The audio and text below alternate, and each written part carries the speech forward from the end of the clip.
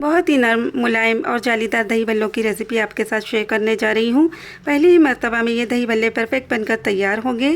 साथ ही मैं कुछ टिप्स दूंगी जिसकी वजह से आपके दही बल्ले बिल्कुल भी सख्त नहीं बनेंगे। इन दही बल्लों को आप हफ्तों तक स्टोर भी कर सकते हैं। सभी दही बल्ले बाजार जैसे फूले फूले बनेंगे और स्पंजी होने की वजह से अंदर तक इसके दही जाएगा।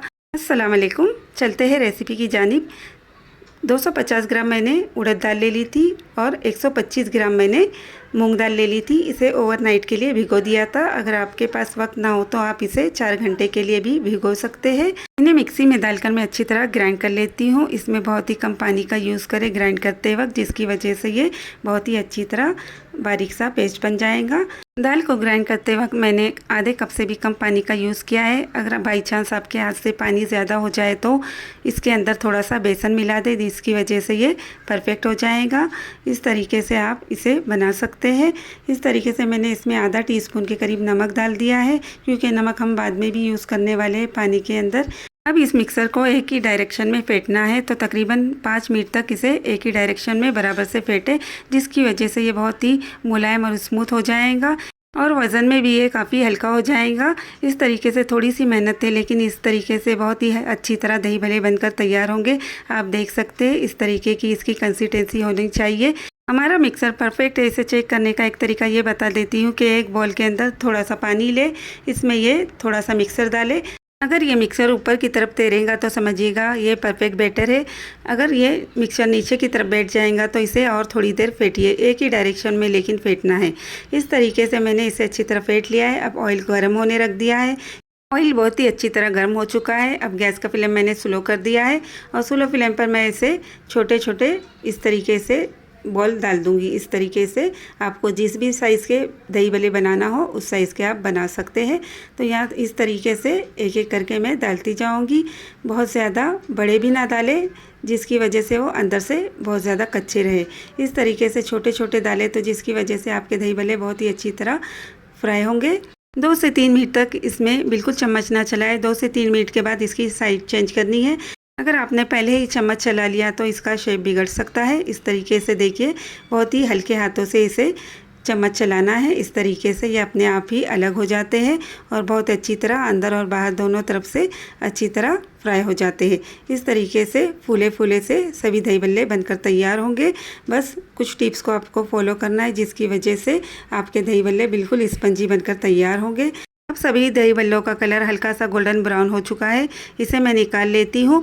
यहाँ पर मैं आपको टिप्स देती हूँ कि इसे निकालने के बाद फ़ौरन पानी में ना डालें, नहीं तो इसके अंदर गुठलियाँ बन जाएंगी।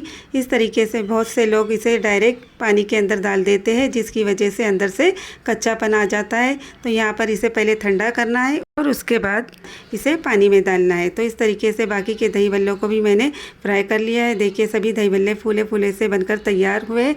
जब दही भल्ले हवा में अच्छी तरह ठंडे हो जाए तो इसे जिपलॉक बैग में भरकर भी आप 15 दिनों के लिए फ्रीज कर सकते हैं, या फिर आप किसी इस तरीके के प्लास्टिक कंटेनर में भी भरकर उसे रख सकते हैं।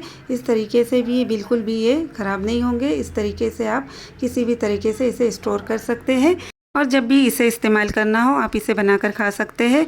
एक बोल के अंदर मैंने 2 से 3 गिलास पानी ले लिया है। इसके अंदर मैं डाल देती हूँ 1 टीस्पून नमक। ध्यान रहे कि नमक मैंने पहले भी दाल के अंदर यूज़ किया था। इस तरीके से आप नमक अपने टेस्ट के अकॉर्डिंग यूज़ करें। इस तरीके से मैं नमक को अच्छी तरह घोल देती हूँ और इसके अंदर इन दही भल्लों को डाल देती हूँ। दही भल्लों को कम से कम 1 घंटे के लिए कवर करके रख दें, जिसकी वजह से ये पानी एब्जॉर्ब करने की वजह से नरम और मुलायम बन जाएंगे। तकरीबन मैंने 500 ग्राम दही ले लिया था और उसके अंदर 1/4 कप चीनी डाल दी थी।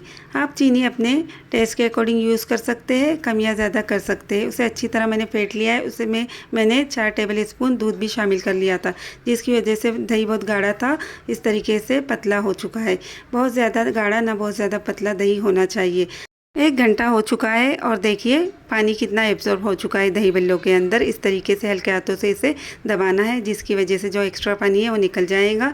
दही भल्लों को मैंने एक प्लेट के अंदर निकाल लिया है। इसके ऊपर ये दही डाल देती हूँ। बहुत ही अच्छी तरह दही डालना है, जिसकी वजह से ये दही भल्ले अच्छी तरह कवर हो जाए।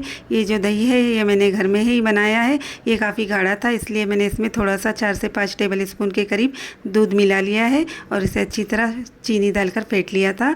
इस तरीके से दही को आप घर पर ही बना सकते हैं। इसका वीडियो भी मैं पहले ही अपलोड कर चुकी हूँ।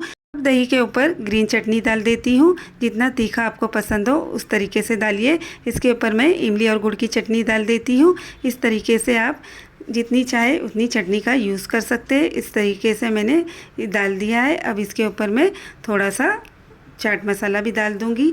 इस तरीके से पहले मैं सभी कटोरियों में भी इस तरीके से बना लेती हूँ दही बल्लों को। और देखिए जितना आपको लगे चाट मसाला डालकर आप इसे खा सकते हैं।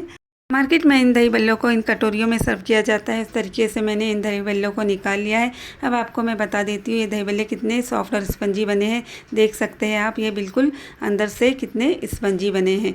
दही बल्लों को बनाने के लिए किसी मौसम की ज़रूरत नहीं होती। जब दिल चाहा बना ले और खा ले। इस तरीके से बहुत ही आसानी के साथ घर पर ही आप दही बल्ले बना सकते हैं।